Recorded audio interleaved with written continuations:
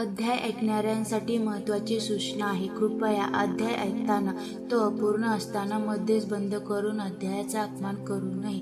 अध्याय संपूर्ण ऐकावा. अध्याय 34. रुद्राध्याय महात्म्य. राजपुत्रांना जीवदान. हा अध्याय पठन केल्यास आपणास रुद्राक्ष धारण केल्याचे पुण्य मिळेल. शिवकृपेने मंगल होईल. अध्याय 34. रुद्राध्याय महात्म्य. राजपुत्रांना जीवदान. श्री गणेशाय नमः.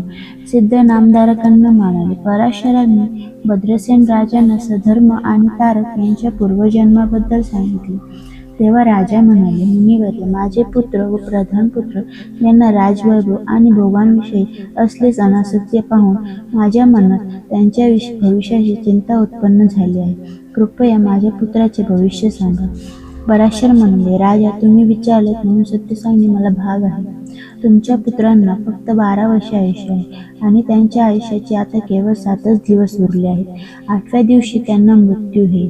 हे ऐकून राजा राणींना धक्काच बसला. ते दोघे धाय मोकळून रडू लागले. त्यांनी पराशरांना राजपुत्र सुधर्मांना वाचवण्यासाठी काहीतरी उपाय सांगा अशी कळवळून प्रार्थना केली. तेव्हा ते म्हणाले, राजा, घाबरू नका. भगवान शंकरांना शरण जा. त्यांची आराधना करा. त्यांच्या रुद्राध्याय रूपी प्रार्थनेचा सतत पाठ करा. रुद्राध्याय अतिशय पवित्र आहे. शिवस्वरूप आहे. रुद्राध्याय म्हणजे वेद उपनिषदांचे सार.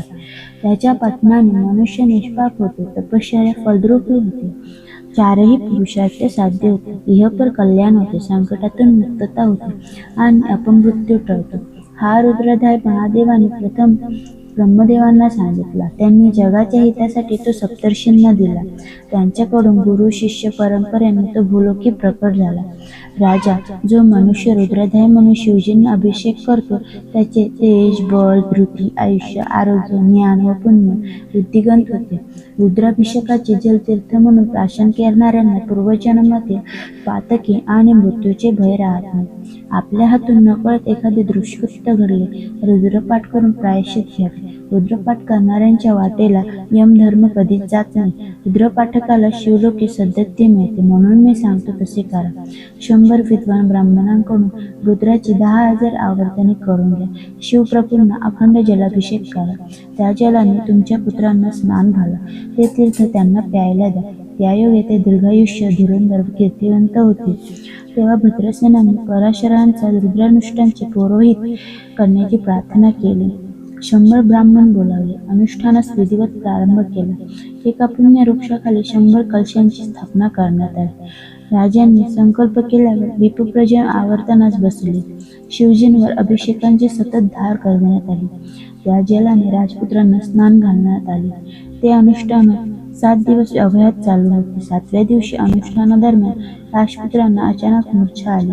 पराशरांनी त्यांच्यावर अभिषेकाचे जल शिंपडले आणि रुद्रपाठ करणाऱ्या ब्राह्मणांनी दिलेल्या मंत्राक्षता टाकू लागले. त्यामुळे राजपुत्रांचे प्राणहरण करण्यास आलेले यमदूत त्यांच्याजवळ येऊ शकले नाही. त्यांनी टाकलेले सर्व पाश व्यर्थ गेले. तेवढ्यात अनेक तेजस्वी शिवदूत तिथे धावत आले. त्यांनी यमदूतांना मारून पिटाळून लावला. राजपुत्र शुद्धीवर आले. पराशरांनी संकट टळल्याचे सांगितले. ते ऐकून राजा राणीचा जीव भांड्यात पडला. लोकांनी मोठा आनंदोत्सव केला. राजांनी राजसभेचे आयोजन करून महर्षी पराशरांचा व ब्राह्मणांचा थोर सन्मान केला. तेवढ्यात नारदांचे आगमन झाले. त्यांनी त्यांचेही पूजन व आदरातिथ्य केले. नारद म्हणाले, राजा, मी कैलासावर गेलो असताना यमराज वीरभद्रांना जाब विचारण्यासाठी आले होते. ते तावातावाने म्हणाले, वीरभद्र, माझे दूत भद्रसेन पुत्र सधर्माचे प्राण हरण करण्यासाठी गेले असताना तुमच्या दूतांनी त्यांना मारून पळवले. याचा काय अर्थ आहे? ते म्हणाले, भद्रसेनांनी रुद्रविधी केल्यामुळे त्यांच्या पुत्रांना 10,000 वर्ष आयुष्य लाभले आहे. हे तुम्हाला माहीत नाही का? चित्रगुप्तांना विचारल्याशिवाय तुम्ही आपल्या दूतांना पाठवलेच कसे? मग त्यांनी चित्रगुप्तांना प्राचारण केले. ते म्हणाले, माझ्यापाशी राजपुत्राच्या नावापुढे आधी 12 वर्षे व त्यापुढे 10,000 वर्षे आयुष्य अशी नोंद आहे. तेव्हा कुठे यमराजांचे समाधान झाले. वीरभद्राची क्षमा मागून ते निघून गेले. राजा पराशरांच्या कृपा प्रसादाने व रुद्रानुष्ठानाने पुण्यवत होऊन तुमच्या पुत्रांनी मृत्यूला जिंकले आहे. आता काळजी नाही, त्यांचा भविष्यकाळ उज्ज्वल आहे. ते ऐकून राजाचे अंतःकरण भरून आले. त्यांनी महर्षी पराशर व ब्रह्मर्षी नारदांना कृतज्ञतेने नमस्कार केला. सिद्ध म्हणाले, नामधारक श्री गुरु नरसिंह सरस्वतींनी दत्त विप्रांना व त्यांच्या पत्नींना रुद्राक्षी व रुद्रदेव यांचे महात्म्य सांगितले. ते पुढे म्हणाले, विप्रीवर्य, तुमचे पुन्हा जिवंत होणे हा रुद्राक्षाचा व रुद्राभिषेक तीर्थाचा प्रभाव आहे. हरि ओम. याप्रमाणे अध्याय पूर्ण झाला. तरी आपणास हा व्हिडिओ आवडल्यास यास आपण लाईक व शेअर करा, चॅनलला सबस्क्राईब करा आणि कमेंट बॉक्समध्ये अवधूत चिंतन श्री गुरुदेव दत्त महाराज की जय असे लिहा.